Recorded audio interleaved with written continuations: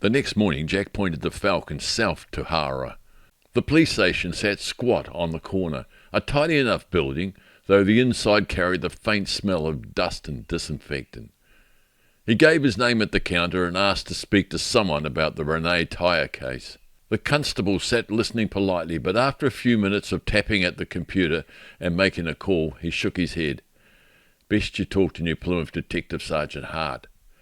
She's handling everything to do with that, and she can see you at 1 o'clock today if you can get there.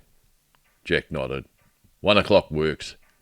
He drove back to Eltham, using the spare hours to swing by Hemmy's. The old mate greeting him in gumboots again, tea ready on the boil. Hemmy, Jack said, listening at the table.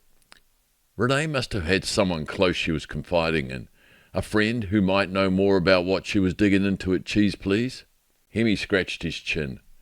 Yeah, Myra Liotta. She works at the cafe on High Street. If Renee talked to anyone, it was her. Jack thanked him, then steered the Falcon down High Street. The cafe was one of the few places still buzzing with life. Coffee machines hissing, locals hunched over tables. Behind the counter stood a young woman with sharp eyes and a wariness that didn't match her age. Myra, Jack asked as she came over. She studied him for a moment, then gave a cautious nod. You're Hemmy's mate. That's right, I'm looking into what's happening to Renee. Something in his tone must have reassured her, because she leaned closer, voice dropping. Renee's got herself in deep.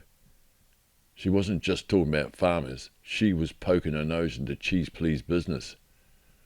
Real corporate level stuff. They didn't like it, suspended her just like that. Len Costello himself signed the letter. Jack blinked. Len Costello? Same Len who could barely get through his maths class at school?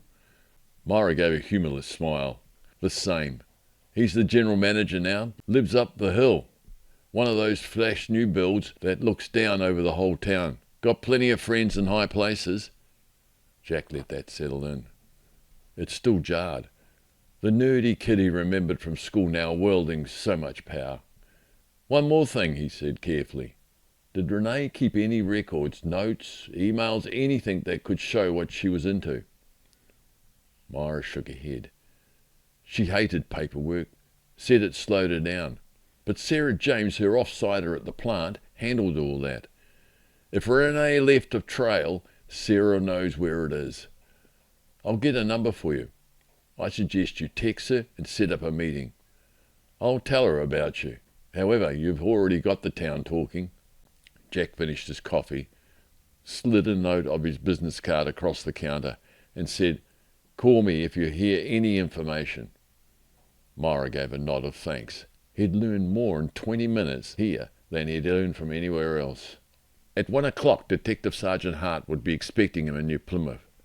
But already the threads were tightening. Renee, the farmers, Cheese Please, and Len Costello, his old classmate, with a lot more to hide than his bad maths rates.